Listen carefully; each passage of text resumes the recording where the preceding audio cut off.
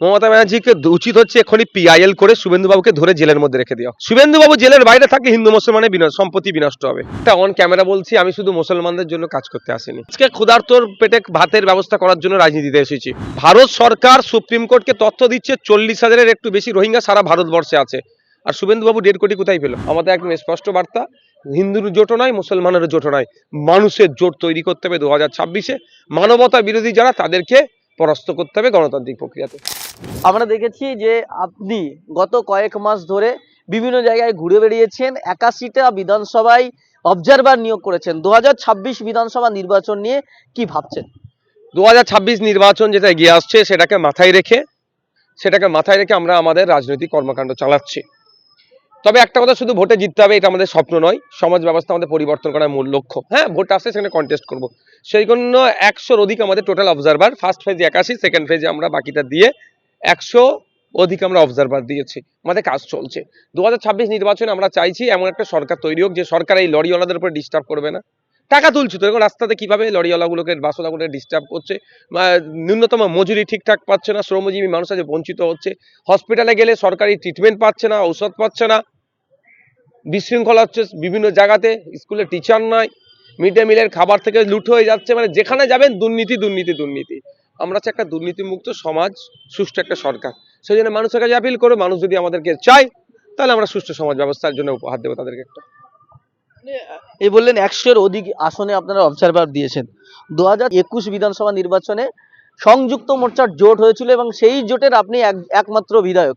আপনি এখনো নিজেকে বলেন সংযুক্ত মোর্চার আপনি বিধায়ক, কিন্তু তারা বলেছিল, আরো আপনাদের জোট সঙ্গীরা বলেছিল যে ভোট শেষ, জোট শেষ।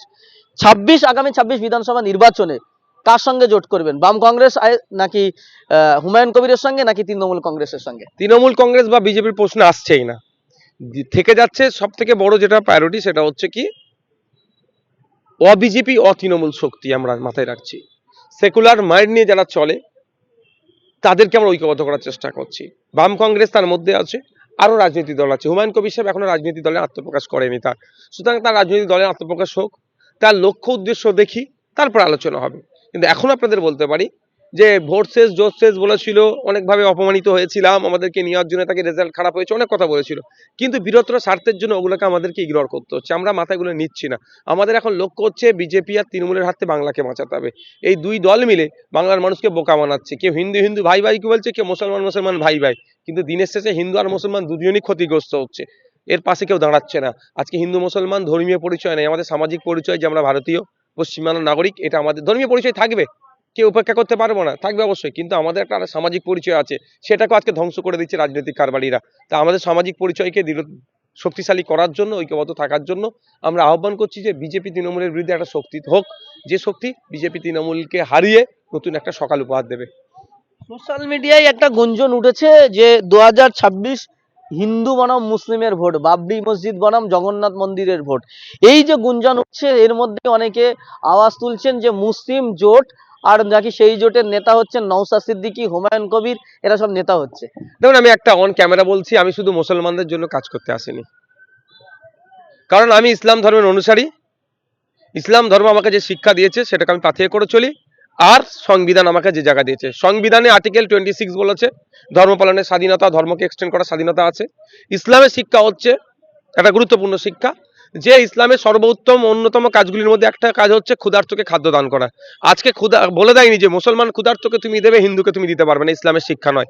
সুতরাং আমি আজকে ক্ষুধার্তর পেটে ভাতের ব্যবস্থা করার জন্য রাজনীতিতে এসেছি। ওর প্রাপ্য হচ্ছে অন্ন, বস্ত্র, বাসস্থানের অধিকার হচ্ছে সাংবিধানিক অধিকার, সেটা পাচ্ছে না, আমি সেটাকে ফুলফিল করতে এসেছি। সুতরাং একটা হিন্দুকে মুসলমান আমি দেখার জন্য আসিনি। কে কি করবে দেখুন, কে হিন্দুর জোট করবে, কে মুসলমানের জোট করবে, মানুষের জোট করতে হবে। আজকে বাংলায় আপনি ভোরবেলা চলে যাবেন কলকাতা মেডিকেল কলেজে, আরজি করে, এনআরএসে, পিজিতে, যারা লাইন দিয়ে ডক্টর দেখাতে এসছে, মালদা, মুর্শিদাবাদ, দিনাজপুর, ঝাড়গ্রাম, বাঁকুড়ার লোক, জিজ্ঞাসা করবেন তো ভাই আপনার ধর্মীয় পরিচয়টা কি, আপনার আমার কান গরম করে দেবে। দেখুন, হিন্দু মুসলমান সবাই লাইন দিচ্ছে, কেন একটা পিজি আমরা বাঁকুড়ায় করতে পারছি না, দার্জিলিং এ কেন একটা আরজি করতে পারছি না, মুর্শিদাবাদে একটা মেডিকেল কেন করতে পারছি না?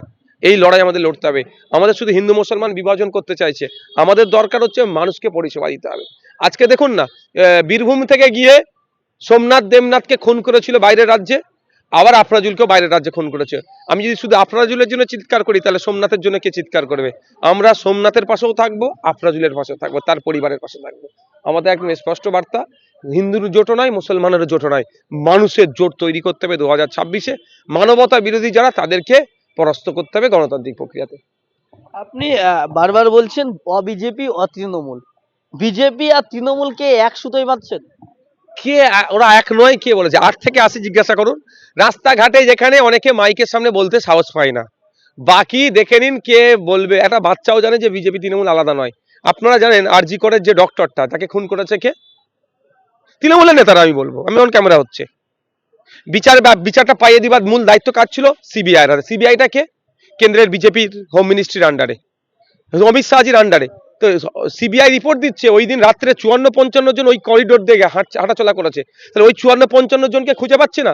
ওই 54-55 জনের মধ্যে তো ম্যাক্সিমাম তৃণমূলের নেতাদের ছেলেরা আছে। তাহলে বাঁচাচ্ছে কে? বিজেপি বাঁচাচ্ছে তৃণমূলের নেতাদের ছেলেদেরকে।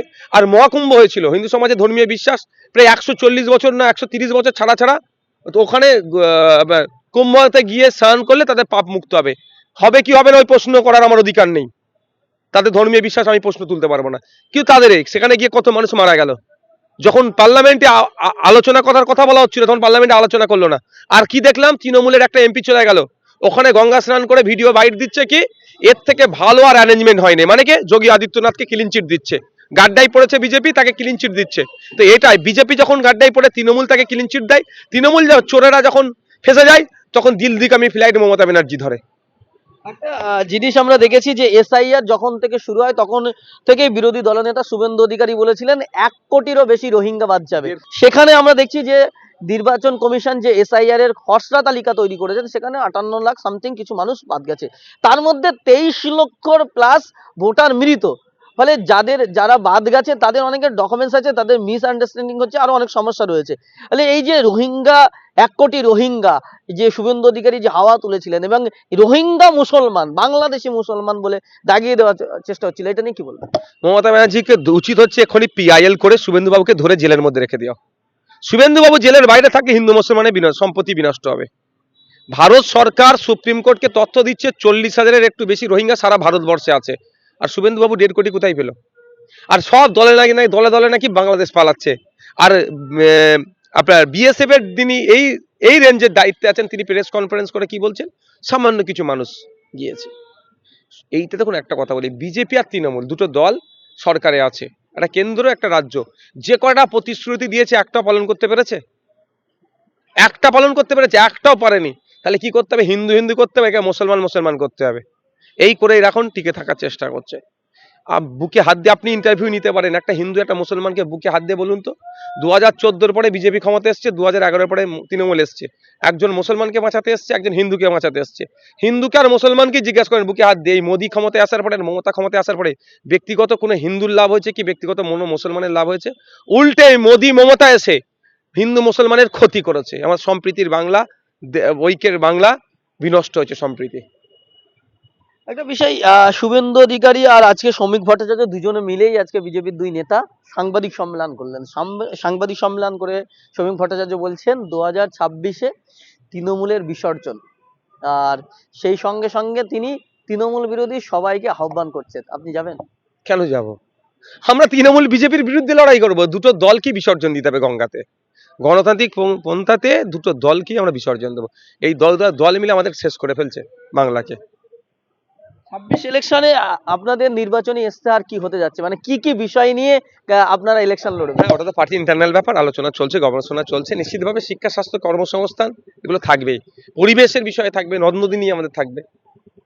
একটা বিষয় রয়েছে যে সম্প্রতি বাবরি মসজিদ তৈরি করার জন্য ভিত্তি প্রস্তর করেছেন হুমায়ুন কবির। শোনা যায় যে হুমায়ুন কবিরের সঙ্গে নাকি আপনার খুব বিশাল সখ্যতা, গোপনে গোপনে আপনি সাধও দিচ্ছেন। কতটা সত্য? হুমায়ুন কবিরের বাবরি মসজিদকে সমর্থন দিচ্ছেন? আমি লুকিয়ে কিছু কাজ করি না, যা করি প্রকাশ্য। দেখেছেন আমি প্রকাশ্য কিছু বলেছি। আমি শুধু একটা প্রশ্ন করেছিলাম ফিরহাদ হাকিম সাহেবদেরকে, যে হুমায়ুন কবির যদি মসজিদ তৈরি করার জন্য সাম্প্রদায়িক হয়ে যায়, মমতা ব্যানার্জি জগন্নাথ মন্দির দুর্গ অঙ্গন করার জন্য সাম্প্রদায়িক নয়, তাহলে তাকে দল থেকে বাদ দেবেন না, এই প্রশ্ন করেছিলাম। এটা মনে নয় যে হুমায়ুন কবির সাহেব আমার সাথে আমার খুব ভালো সম্পর্ক। একজন বিধায়ক হিসেবে অন্য বিধায়কের সাথে যতটুকু সম্পর্ক অতটুকুই, ওর বাইরে কিছু নেই। কিন্তু ফিরহাদ হাকিম বলছেন তো আপনি বিজেপি দালালি করছেন, আর কত দালালি করবেন? ও অকাপ চোর তো, ওয়াকাফ চোর, এতে কষ্ট হচ্ছে কেন? আমরা বলেছি ওয়াকাফ সম্পত্তি উদ্ধার করবো, ওনার বুকে ব্যথা লাগছে। ওনার নামে অভিযোগ আছে কলকাতায় দামি দামি প্রপার্টি উনি চুরি করে রেখেছেন, দখল করে রেখেছেন। কি বলছেন, একটা মন্ত্রীকে ওয়াকাফ চোর বলছেন আপনি? একদম, মমতা ব্যানার্জির ক্যাবিনেটের মন্ত্রী ফিরহাদ হাকিম সাহেব হচ্ছে পশ্চিমবাংলার সব থেকে বেশি দামি প্রপার্টি গুলো উনি দখল করে রেখেছেন, এই অভিযোগ আছে। আপনি বিধায়ককে চোর বলছেন, এই মন্ত্রীকে? কেন বলবো না? যে চুরি করেছে তাকে বলবো না? আর না হলে বা আমার বিরুদ্ধে ব্যবস্থা গ্রহণ করতে বলুন, ব্যবস্থা গ্রহণ করো, আমি তো অপেক্ষা আছি আমার বিরুদ্ধে নোটিশটা আসুক। যেই নোটিশ আসবে, যে যে জায়গাগুলো দখল করে রেখেছে সেগুলো যে আমরা ওয়াকাফ বোর্ডকে দিয়ে দখল করাবো, নাহলে আমরা ওখানে যে গিয়ে যারা যার যা আছে সেগুলোতে ব্যবস্থা করবো। কেঁচো খুঁড়তে গিয়ে কেউ বেরিয়ে যাবে, ওই জন্য কিছু বলছে না।